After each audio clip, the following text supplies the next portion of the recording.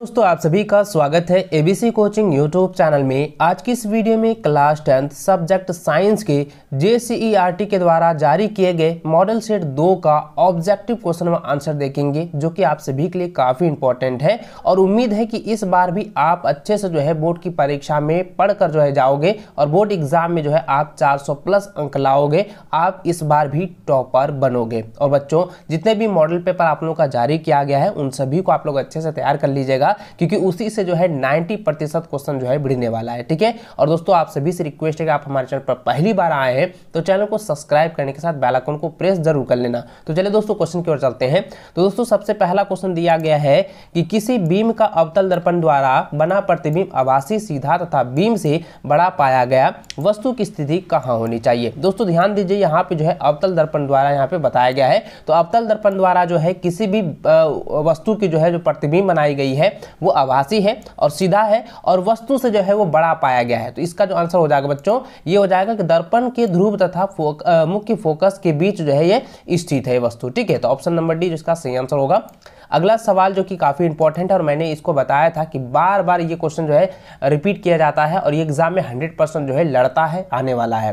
तो देखिए यहाँ पे दूसरा नंबर सवाल दिया गया है कि वक्रता त्रिज्या r एवं फोकस दूरी f में संबंध है। तो इसका आंसर हो जाएगा r बराबर 2f, यानी कि वक्रता त्रिज्या यानी r वो फोकस दूरी की क्या होती है, दुगुनी होती है। ठीक है। अगर ये यहाँ पे ऑप्शन थोड़ा सा चेंज कर दे कि f बराबर 1/r होता है या 2/r होता है, तो आपको यहाँ पे याद रखना है बच्चों कि f ठीक है, ध्यान दीजिएगा कि फोकस दूरी वो फोकस दूरी क्या होती है कि ये त्रिज्या ठीक है, यानी r वो क्या होती है, इसकी यानी फोकस दूरी वक्रता त्रिज्या की आधी होती है। तो इसको याद रखना है। ठीक है। इस फॉर्मूले के भी आप लोग पढ़ लीजिएगा।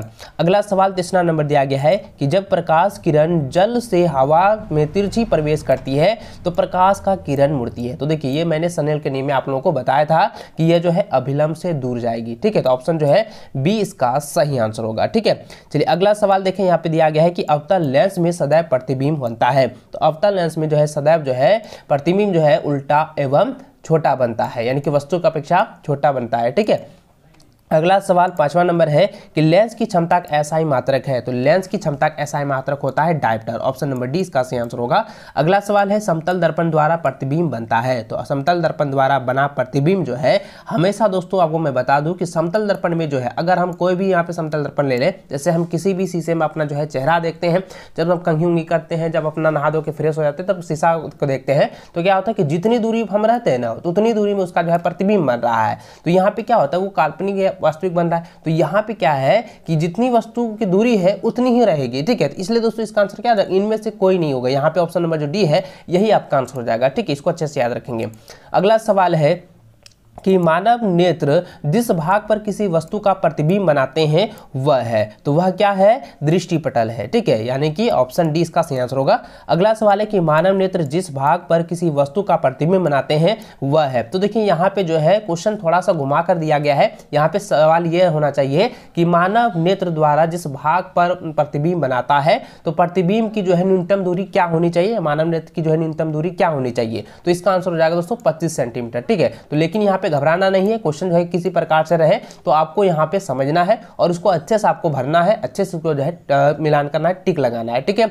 एक भी क्वेश्चन आपका गलत नहीं होना चाहिए। आपको 100% बोर्ड की परीक्षा में इस बार अंक लाने हैं। ऑब्जेक्टिव में तो आप लोगों को फोड़ ही देना है और सब्जेक्टिव वाला भी वीडियो आने वाला है। तो सर पहले ऑब्जेक्टिव वाला क्लियर कर देता हूं, उसके बाद सब्जेक्टिव भी अपलोड होने वाली है। ठीक है। चलिए आगे बढ़ते हैं दोस्तों। यहाँ पे देख सकते हैं 9 नंबर दिया गया है कि द्विफोकस लेंस किस दृष्टि दोष को दूर किया जाता है। मैंने आपको बताया दोस्तों कि द्विफोकस यानी कि अवतल भी है और उत्तल लेंस, दोनों लेंस को अगर यहाँ पे एक साथ जोड़ा जाता है यानी कि द्विफोकसल लेंस बनाया गया है, तो वह किस दोष के दूर करने के लिए किया जाता है, तो वो जरा दृष्टि दोष को दूर करने के लिए जाता है, जो कि अधिकतम वृद्धा अवस्था में वृद्धा अवस्था के व्यक्तियों को यह लेंस उपलब्ध कराया जाता है, उपयोग करवाया जाता है। ठीक है। चलिए आगे बताएं। तो यहाँ पे देखिए 10वां नंबर सवाल देखिए, दिया गया है कि तारों के टिमटिमाने का कारण है। तो तारों के टिमटिमाने का क्या कारण है बच्चों, मैंने इसके बारे में मैंने आपको पूरी तरह से डिस्कस करके बताया था कि तारे ये वायुमंडलीय अपवर्तन के कारण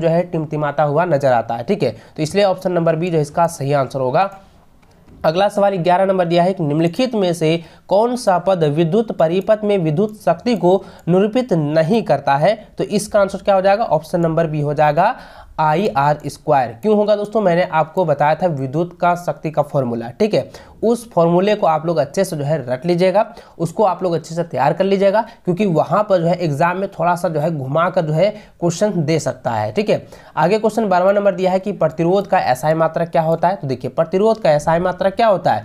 ओम होता है। ये तो आप लोगों को सभी को पता होगा और मैंने बार बार इसको अच्छे से रिपीट करके अच्छे से समझाया है। और ओम का नियम के बारे में, प्रतिरोध के बारे में, प्रतिरोधकों का जो भाग है, श्रेणी क्रम संयोजन और समांतर क्रम संयोजन, उसके बारे में मैंने आपको बताया है। इस दोनों क्वेश्चन को, श्रेणी क्रम संयोजन और समांतर क्रम संयोजन, इन दोनों को जो है आप लोग अच्छे से तैयार कर लेना है, याद कर लेना है। उसके व्यंजक को भी आप लोग अच्छे से रिवीजन कर लीजिएगा, ठीक है। चलिए आगे बढ़ते हैं। देखिए 13 नंबर सवाल दिया गया है कि विद्युत चुंबकीय प्रेरण की परिघटना। तो अब यहाँ पे ये बताना है कि विद्युत चुंबकीय प्रेरण की परिघटना जो है वो किस प्रकार आधारित है और किस पर काम करती है। तो दोस्तों मैं आपको बता दूं कि यह जो है कुंडली तथा चुंबक के बीच अपेक्षित गति के कारण कुंडली में प्रेरित विद्युत धारा उत्पन्न करता है। इसलिए ऑप्शन नंबर सी जो है इसका सही आंसर होगा, ठीक है।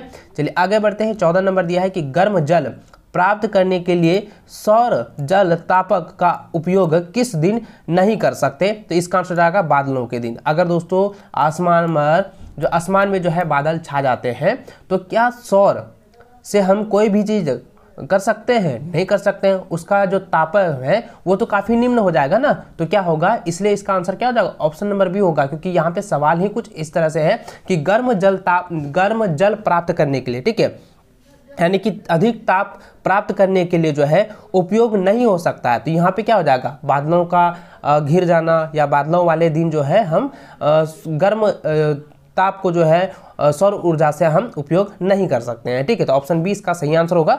अगला सवाल 15 नंबर दिया है कि रासायनिक अभिक्रिया में भाग लेने वाले पदार्थ को क्या कहते हैं? उसको हम लोग अभिकारक कहते हैं। तो ऑप्शन ए इसका सही आंसर होगा। अगला सवाल है कि श्वसन किस प्रकार का रासायनिक अभिक्रिया है? तो श्वसन जो है यह ऊष्माक्षेपी अभिक्रिया है, ठीक है, याद रखेंगे। अगला क्वेश्चन दिया गया है कि ZnO+C तिरचिन Zn+CO में किसका उपयोग होता है, यानी किसका यहाँ पे जो है उपचयन होता है? तो ध्यान दीजिए दोस्तों, यह जो है सेट 1 में भी दिया गया था और मैंने बताया था कि यहाँ पे जो है कार्बन का जो है यहाँ पे उपचयन होता है। तो ऑप्शन बी जो है इसका सही आंसर होगा। अगला सवाल 18 नंबर दिया है कि सिल्वर क्लोराइड है, ठीक है। यहाँ आप जरा ध्यान दीजिएगा, सिल्वर क्लोराइड का रंग होता है। तो सिल्वर क्लोराइड का जो रंग होता है वो सफेद होता है, व्हाइट होता है, ठीक है। तो ऑप्शन ए इसका सही आंसर होगा। अगला सवाल दिया गया 18 नंबर, निम्न में से कौन सा कथन सही नहीं है? तो देखिए इसका जो आंसर होगा ऑप्शन नंबर ए, ये बिल्कुल गलत है, यह असत्य है, सही नहीं है। यानी कि NaOH जो है लाल लिटमस पत्र को नीला कर देता है। तो ऑप्शन ए जो है इसका गलत आंसर होगा, ये जो है पूरी तरह से गलत है, ठीक है। चलिए आगे बढ़ते हैं। 19 नंबर हो चुका है, तो अब यहाँ पे बढ़ते हैं 20 नंबर। 20वां नंबर क्वेश्चन दिया गया है, निम्न में से किस पदार्थ का pH का मान 7 से अधिक होता है? तो इसका आंसर जाएगा ऑप्शन नंबर ए, रक्त यानी कि ब्लड का। अगला क्वेश्चन है कि अधातु के ऑक्साइड की प्रकृति होती है। तो इसका आंसर क्या होगा बच्चों? मैंने आपको पहले भी जो है बताया हुआ, इसको आप लोग अच्छे से देखे होंगे, मैंने चैप्टर वाइज आप लोगों को जो बताया था। तो इसका आंसर जाएगा अम्लीय, ठीक है। अगला प्रश्न दिया गया है कि लैक्टिक अम्ल का प्राकृतिक स्रोत है। तो लैक्टिक अम्ल का प्राकृतिक स्रोत क्या है? यह है दही। तो ऑप्शन नंबर जो है सी सही आंसर होगा। अगर लैक्टिक अम्ल में अगर ऑप्शन में दही के अलावा दूध रहे तो वो भी आपको जो है टिक लगा देना है, ठीक है, वो आपका आंसर हो जाएगा। अगला सवाल 23 नंबर दिया है कि निम्न में से कौन सा तत्व द्रव अवस्था में पाया जाता है? तो इसका आंसर हो जाएगा ऑप्शन नंबर सी, दोनों, यानी कि ब्रोमीन भी होता है और मरकरी यानी कि पारा भी होता है। इसलिए दोस्तों ऑप्शन नंबर सी सही आंसर होगा।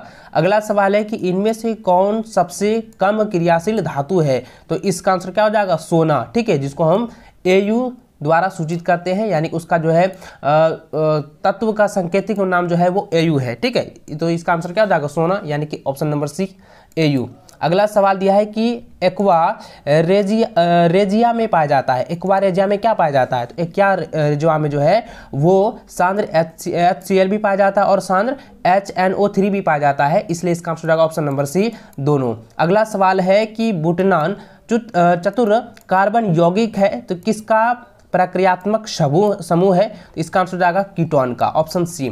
अगला सवाल है कि निम्न में से किस तत्व के बाहरी कक्ष में एक इलेक्ट्रॉन उपस्थित होते हैं? तो इसका आंसर हो जाएगा सोडियम के, ऑप्शन ए इसका सही आंसर होगा। अगला सवाल है कि स्वपोषी पोषण के लिए आवश्यक होता है? तो स्वपोषी पोषण के लिए जो है वो CO2 तथा H2O भी आवश्यक है, क्लोरोफिल का होना आवश्यक है, सूर्य की प्रकाश का भी आवश्यक है, इसलिए इसका आंसर हो जाएगा ऑप्शन नंबर डी यानी उपयुक्त सभी। अगला सवाल है 29 नंबर दिया है कि वृक्क के रचनात्मक एवं क्रियात्मक इकाई क्या है? ध्यान दीजिए, काफी वीवीआई सवाल है और ये बार बार एग्जाम में पूछा जाता है कि वृक्क की रचनात्मक एवं क्रियात्मक इकाई को क्या कहते हैं, वह क्या है? तो इसका आंसर क्या हो जाएगा? इसका आंसर हो जाएगा नेफ्रॉन, ठीक है, ऑप्शन नंबर ए इसका सही आंसर होगा। अगला सवाल है कि मानव के हृदय में कितने कक्ष होते हैं या कितने कोष्ठक होते हैं? कक्ष भी पूछा जा सकता है या कोष्ठक भी पूछा जा सकता है, तो आपको हमेशा याद रखना है मानव हृदय में जो है 2 आलिंद होते हैं, 2 निलय होते हैं, यानी टोटल हो गया 4, तो ऑप्शन नंबर डी इसका सही आंसर होगा, ठीक है। अगला सवाल दिया है कि निम्नलिखित में से कौन सा पादप हार्मोन है? तो इसका आंसर जाएगा साइटोकाइनेन, ऑप्शन डी इसका सही आंसर होगा। अगला सवाल है कि शरीर का प्रमुख समन्वय केंद्र है? तो इसका आंसर जाएगा ऑप्शन नंबर ए मस्तिष्क। अगला प्रश्न है अलैंगिक जनन मुकुलन द्वारा होता है? तो यह जो है यीस्ट में होता है, तो ऑप्शन बी इसका सही आंसर होगा। अगला सवाल 34 नंबर है कि परिपक्व हो जाने पर अंडाशय विकसित हो जाता है? यह जो है पूरी तरह से फल में विकसित हो जाता है, तो ऑप्शन डी इसका सही आंसर होगा। अगला प्रश्न है कि समजात अंग का उदाहरण है? तो समजात अंग का जो उदाहरण है वो हो जाएगा हमारा हाथ तथा कुत्ते की अग्रपाद, हमारा दांत तथा हाथी का दांत, आलू एवं घास अपृत भूस्तरी। तो इस सभी का जो आंसर होगा बच्चों ध्यान दीजिएगा, यहाँ पे जो है सभी जो है जितने भी ऑप्शन दिए गए ना सभी समजात अंग के उदाहरण में है, तो इसलिए दोस्तों इसका आंसर हो जाएगा उपयुक्त सभी, ऑप्शन डी इसका जो है राइट आंसर होगा।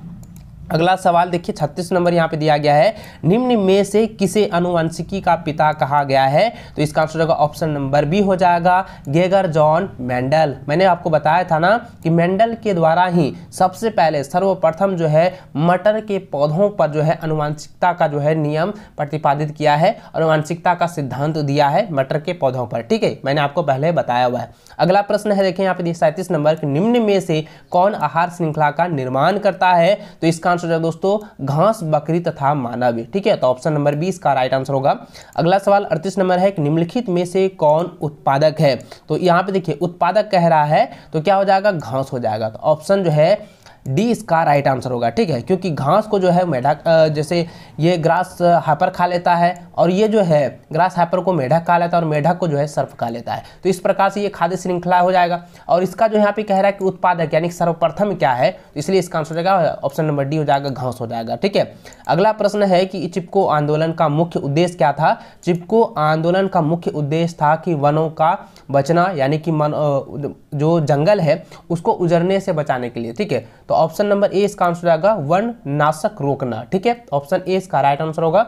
अगला सवाल 40 नंबर दिया गया है कि खादीन पाए जाते हैं, तो खादीन जो है कहाँ पाए जाते हैं? तो राजस्थान में पाए जाते हैं। तो दोस्तों इस सेट का जो है 40 क्वेश्चन का ऑब्जेक्टिव क्वेश्चन मैं आपको बता दिया हूँ। आई होप कि आप इसको अच्छे से जो है पढ़ेंगे, अच्छे से आप जो है इसको तैयारी करेंगे और जिस तरीके से आपने टारगेट रखा है कि इस बार भी बोर्ड की परीक्षा में 400 प्लस अंक लाना है, तो मुझे उम्मीद है कि आप 400 प्लस अंक लाओगे और आप भी इस बार बोर्ड की परीक्षा में टॉपर में नाम दर्ज कराओगे। तो चलो दोस्तों इस वीडियो में बस इतना ही, मिलते हैं नेक्स्ट वीडियो में, तब तक जय हिंद, वंदे मातरम।